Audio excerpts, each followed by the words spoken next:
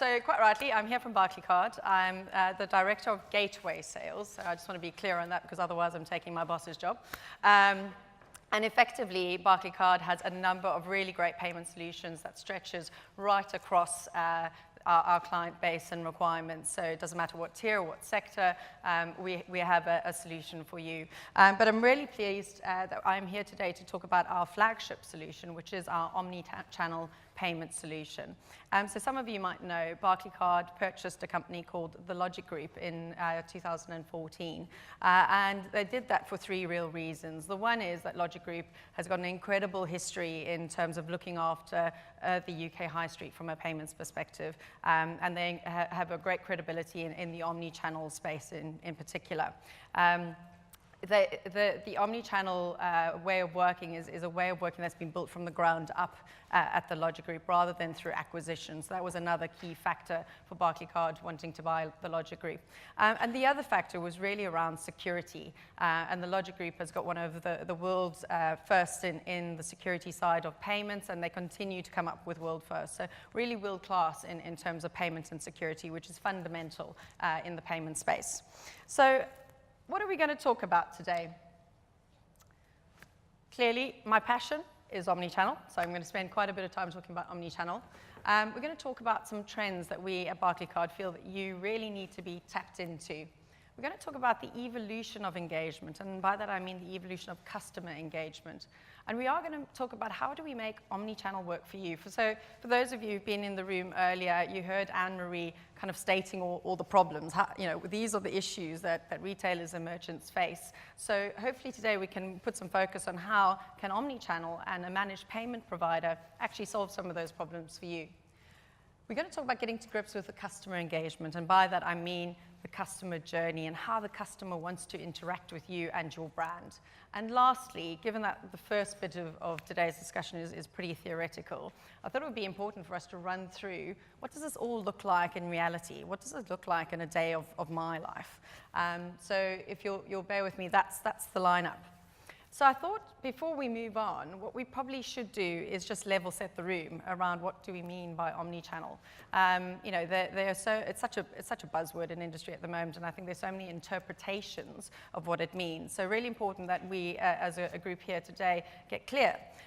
So I had two options. I could either go to you lovely people in the audience for some good old-fashioned audience participation, but I've decided to go with the more risky option of going with a video from our customers talking about what they think omnichannel is. So with a little bit of luck, this will work, or not.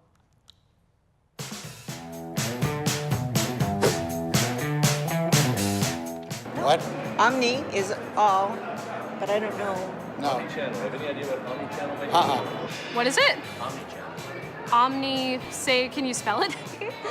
I have no idea. Omnichannel. Sounds Amish, but no, I haven't. Many channel? Well, all-encompassing. Is it online or on the TV or what? Omni, people who work together daily to try to make the world as easy as possible. Sounds like a channel for... I don't know what it means, but I've always wanted to look into it. Sounds like something like you could... Sounds like a TV channel. I have no idea. Like multiple... Like omnipresent? Yeah. Yeah. Omnichannel might mean multiple... always around or always there. Omni. I'm hungry right now, so I'm thinking of food. I think it's something interactive and fast forward, fast paced, just visionary. That's what it sounds like to me. Omnichannel? I was thinking of some kind of Japanese cartoon. I would assume... Is it a TV channel? You work for a cable company. No. A channel that does everything. A multiple resource of some form? I would think omnichannel is a channel of all the things together. Everything that we know culturally, basically. I'm thinking scientists, brother. Like I'm thinking the robots. future. The robots. The future, something like that. If you say omnichannel, I'm thinking all sales channels. So that would be online, in-store, direct to customer, like kiosk marketing, basically where they hand out samples and things like that. So that would be like another channel, sales channel. That's what I think.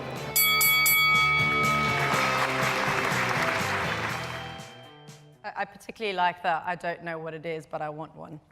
So it took us a while, but we got there eventually.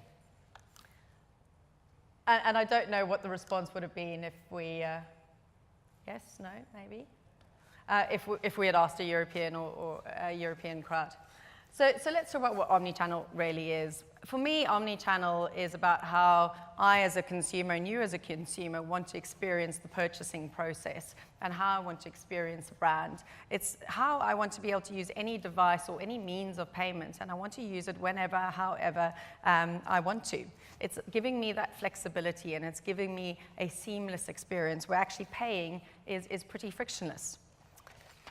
So I think omnichannel is a key trend for us to be aware of, but I think we do acknowledge within Barclaycard that there are a number of key trends, and so I'm just going to touch on all of them, some more briefly than others. I'll spend a bit more time focusing on omnichannel in particular. So I think to Anne-Marie's point earlier today, customers are just more demanding. I think the fact that mobile technology is driving a different way of customers interacting with merchants, and just the features and functions of our mobile devices is changing the way we interact. We expect to be able to browse in store. I expect to be able to check the prices on my mobile phone with competitors. And I actually expect to sometimes just order that online while I'm in the store so it gets delivered to my house rather than me having to take it home myself.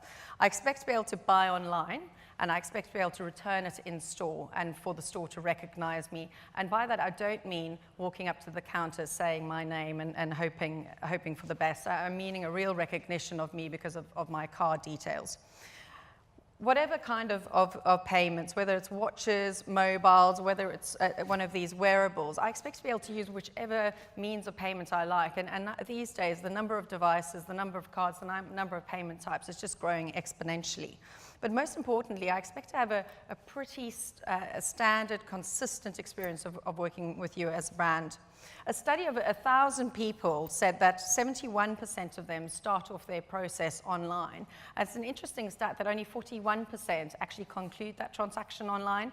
So I think it's fair to say that these days we all do a bit of both. We all do a bit of online, we all do a bit of in-store, and even sometimes over the phone. So I think for our merchants and for retailers and our customers out there, it's really tough stuff. How do you keep pace with the level of change? How do you keep pace with the number of payment types available, or the way that my customer wants to engage with me?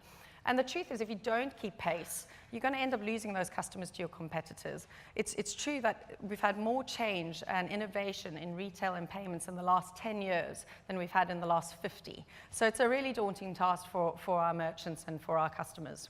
So how do you overcome it? We're clear on what the problem statement is. Now we need to look at how we solve for it. And my view is you have two options, specifically in the payment space. You need to look at working with a managed payment service. So you need to take the pain and heartache of dealing with payments away from your core business, and you need to outsource to a managed service. And the second item is you need to partner with an omni-channel provider. Effectively, providing an omni-channel solution takes the pressure off of you as a merchant to make those decisions around which trend is the most important for you to support, or which device is the most important, which payment type is the most important. It allows you to focus on your business and let your payment partner focus on ensuring that they can enable all that functionality on the back end for you. And then really for you, all it is a commercial decision on the front end as to whether you want to switch it on or not. So it's taking those tough decisions out. It also takes that heavy integration process away from you, because effectively your managed payment service is doing that integration on your behalf. So for me, the payments channel environment, it's an ecosystem, and it needs to speak what I call the same language. So by that, I mean tokenization. Regardless of which channel you're engaged with, you should be able to have a single token view of that customer across those channels. And you absolutely should have a central reporting system that allows you to see your transactions over those channels in real time. So moving on to next generation point of interaction, I won't labor the point too much. I think we're all just sorely aware of the number of new devices that are out there, the number of features and functions that those devices are bringing to the table. And who knows what the future holds? It's impossible to keep up. So you do need to try and future-proof as much as you can. And that's not even to mention things like cloud-based technology. Moving on to new ways to pay. Think about when contactless was still something that only people in the payment space were really talking about. Think about the first Barclaycard ad that you saw on contactless. Do you all remember the blue slide and not really knowing what it was on, what they were on about?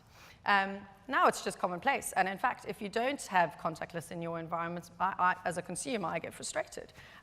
So, you know, what is new today becomes commonplace tomorrow really, really quickly. So things like Alipay, things like PayPal, things like Apple Pay, Samsung Pay, they just keep coming. You know, whether it's Zap or Ping It, who knows what the future holds. And I think for merchants, it's really about partnering with a payments partner that can look into the future, focus on innovation, and ensure that their managed payment service is ready and set to enable you to increase your channels and take the payments that you want to take. The next item for me is openness, and I think Anne-Marie actually mentioned it earlier as well. I think for too long, you know, we've been so focused on owning the customer. When actually today, having a frictionless experience is around partnering. It's around partnering and linking networks and ensuring that we provide a customer with many opportunities to engage with many brands in any interaction. So actually, it's how do we enable? How do we enable and how do we add value to the layer? So I think that's a big challenge, and specifically, you know, coming from a bank, it's a mindset change around giving up potentially some of that direct interaction that you value so much with your end user customer. So open APIs, SDKs. I think people are at varying stages, so some are absolutely smashing it and way ahead of the crowd. Others are really, really lagging behind. But my advice and our advice from a Barclaycard perspective is take it seriously. It's happening, and you'll be disintermediated if you don't get focused on how to work in a more open fashion. The next item is globalization. So I'm South African, clearly, and I just want to use a practical example, really. So H&M, we spoke about H&M as a brand and COS as a brand. If I go to H&M here in the UK, or I purchase from them online, and then I fly home to South Africa on a holiday, and I want to go purchase something at H&M in South Africa as well, the shop looks the same, the clothing's the same, so my look and feel when I walk in there is the same. I expect that my buying experience is the same, and that's not always the case. So I think globalization of shopping is what's really consolidating retail and payment, and we have to respond. How does the merchant do that? Well, the merchant finds a payment partner that can do a single solution globally, that can provide that omni-channel experience for their customers, and that can take international payments from different countries and allow me to pay with whatever means I want to pay. The last one, and it's certainly not the least one, because this one is pretty fundamental, is security and compliance. So I have to be honest, I came from the logic group side of things, joined Barclaycard and Barclays. They're all about governance, control, and rigor.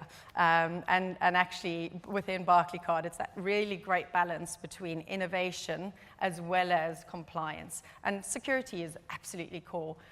We just have to think about the data protection laws that are going to be changing and implemented in 2018. And to bring it to life, to think about a real live situation that's happened recently, the TalkTalk breach, 400 odd K in penalties and fines that they've now had to pay. Under the new laws, £36 million is what they would have had to pay. It's real, it's here. Locking down your data is the most important thing in terms of protecting your customers and your brand. You can take years to build your brand, you can take minutes to have that brand destroyed. So what are your key payment factors you need to think about? You need to think about PCI DSS. Right, if you've got a managed service who's compliant, takes that worry away from you. You need to think about point-to-point encryption. You need to think about tokenization. And also, you need to think about your fraud management. They're 4 core pillars. Don't underestimate how important that is and how important it's going to be going forward. Next, I'd like to talk a little bit about the evolution of engagement.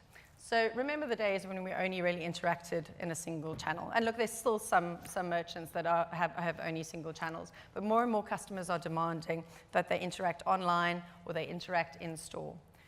When we talk about multi-channel, and this is often where the confusion comes between multi-channel and omni-channel. Are they the same? Are they different? They're different. Multi-channel means I can buy from you online and I can buy from you in-store. It means that you're not necessarily linked up from a payments perspective. So if I do go into a store, you don't realize that I've actually bought something from you online, and your back-end systems are certainly not linked.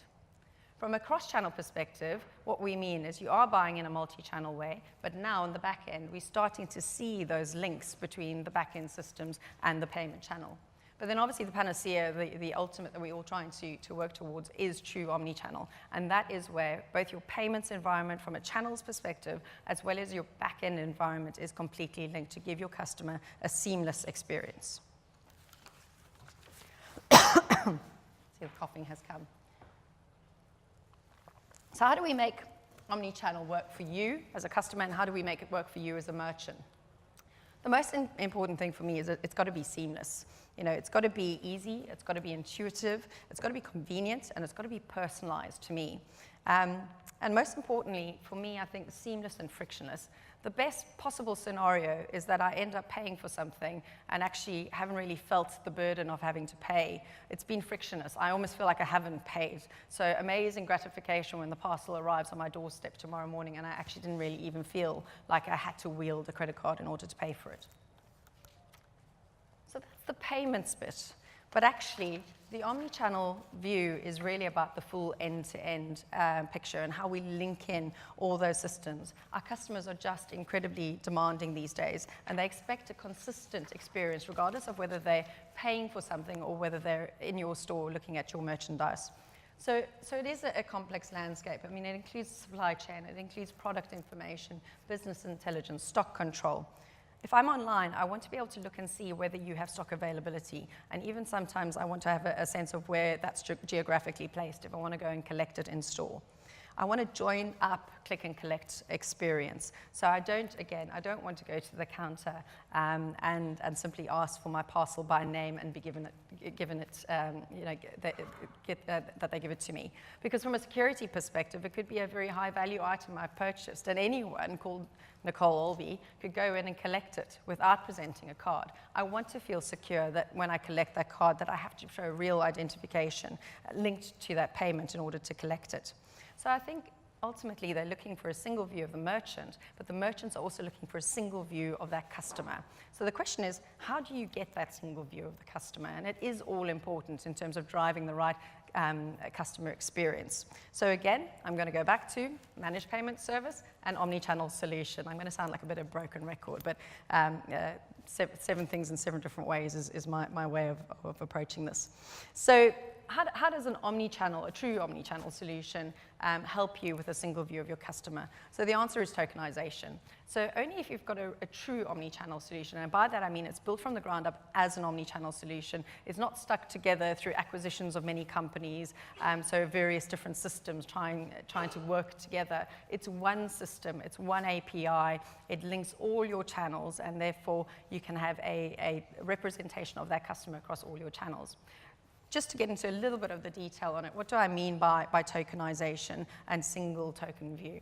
So if I use my credit card in an omni-channel environment, in an in-store environment, I can tokenize that card, that PAN detail, and it can be, it will be or can be, you can select as a customer which one you want, as a merchant which one you want. It can be a unique token for that card. When I then go in store or put a call into a call center and I present that same card again, we create that same unique token to that card. So eventually we start getting a really good record of information around how that card or how that individual is purchasing from this merchant. So you can look at buying patterns, you can look at things like what they've purchased, you can look at the channels, what timings, what locations, and that allows you then as the merchant to drive better value back to that customer and be more personalized in terms of your approach with that customer. And for me, I think that's the differentiator between you and your competitor potentially, is making that customer feel like you have a personal relationship with them. So for me, it needs to be seamless integration. It needs to have that single customer view, but it also needs a single point of management. So we shouldn't underestimate the value of an omni-channel approach to payment, but also an omni-channel approach to the back end and support services, and ultimately how they interact with each other. So in summary, before we get to the really practical demo of omni-channel, I think there are three key things that I'd love for people to take away from this morning's talk. For me, innovation is key. You've got to innovate in order to keep pace with your customer demands. How do you innovate, in my view? Managed payment service and omni-channel service, allowing you to focus on your core business while a payment specialist focuses on ensuring that it is integrated to the latest, greatest in payment options and gives you as many channels as possible. Trust is critical. So we've spoken about security, we've spoken about regulation.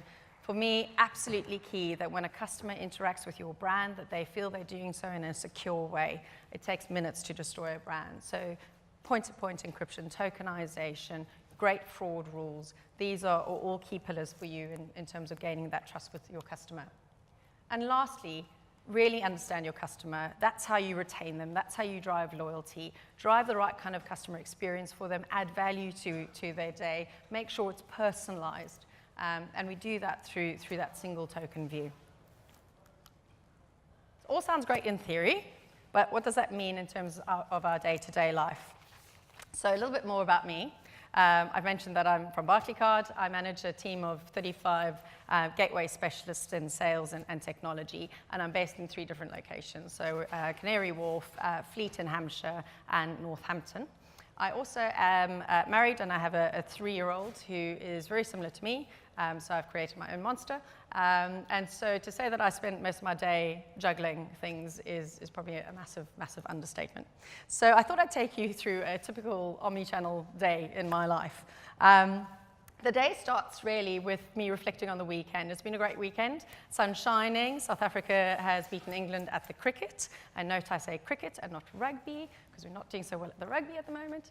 And all is pretty well in the world. I'm heading to 1CP and Churchill Place in Canary Wharf because I've got a full day ahead of me of presenting budgets to the board. So all going well. I head off to the train station. I'm running a little bit early. So I pop into Waitrose and I buy a coffee at a self-serve with my pay band. I then head off to the train station and I collect my train ticket, which I bought online via an app last night using my contactless card. I then head off to the train and lucky me, I get a seat on the very first carriage that I step onto. So things are still going swimmingly well in my day. Mondays don't always run like this for me. And that's pretty much when everything changes. I start reading the news on my mobile, but I get a ping from Alexa, from Amazon's Alexa, saying that tomorrow is World Book Day. Now, if anyone's a parent in the room, you know what that means. It means you need to miraculously come up with a fancy dress outfit for your child the very next morning, even though you work full-time and you're very time poor. So impending doom, I stop panicking. I think about sitting down with Nina tonight and having to tell her that she's going to be the only girl in class that doesn't have a fancy dress outfit for tomorrow. And I said, as I said earlier, she's pretty demanding like me, so that's not a conversation I particularly want to have. But then the rational me kicks in, and I realize that actually, you know, I'm a pretty strong shopper at the best of times. I've got a credit card and I've got my phone, and I can solve the problem. So I fire up my John Lewis app and I search around for fancy dress items in John Lewis, and lucky me, I find a Gruffalo outfit and I find a mouse outfit. And if anyone knows anything about a mouse taking a walk through the deep dark woods, you'll realize that my daughter's absolute favorite book at the moment is the Gruffalo, so I think I'm set. I buy both outfits because girls are all about choice, and I want to make sure that Nina can choose between the two. And I think, you know, job done, doing pretty well. While I'm on that site and before I effect payment, I do notice a handbag that I've been really, really keen on. So I have a little squiz at it, and I think, no, today is not the day, it's not the time. So I set that aside. I pay for the 2 outfits, and I choose to click and collect it in store in John Lewis in Canary Wharf because I'm going to be there anyway. So moving on, carry on with my train journey.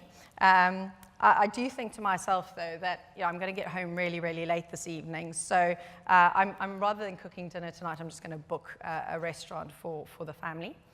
While I'm doing that, I actually get a ping on my a text message saying that I've received a 10% off voucher from John Lewis for the handbag that I saw earlier. And that's pretty much all I need to convince me that buying the handbag is absolutely the right thing to do. So I go ahead and I purchase that handbag. I then head off to Canary Wharf.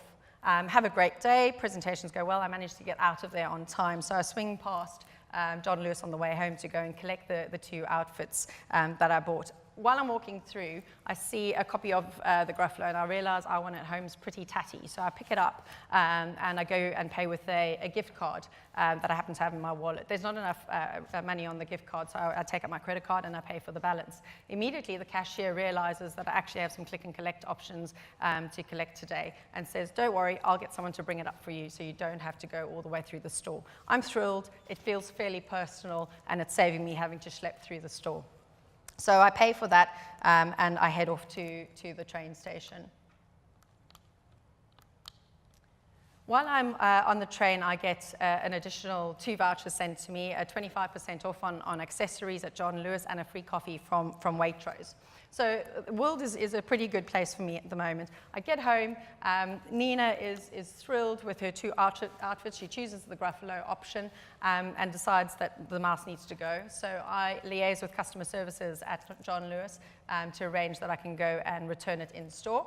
The family heads off to a dinner. And all is pretty well in my world. I feel a bit like Supermom. But the question that I have is, am I Supermom, or is that just a typical retail omni-channel journey? And I think more and more that is how it's going to be. And if this is how it's going to be now, imagine where it's going to be in 5 to 10 years. So as merchants, make sure you're partnering with the right payment partner so that they are looking forward and innovating on your behalf. And that's me.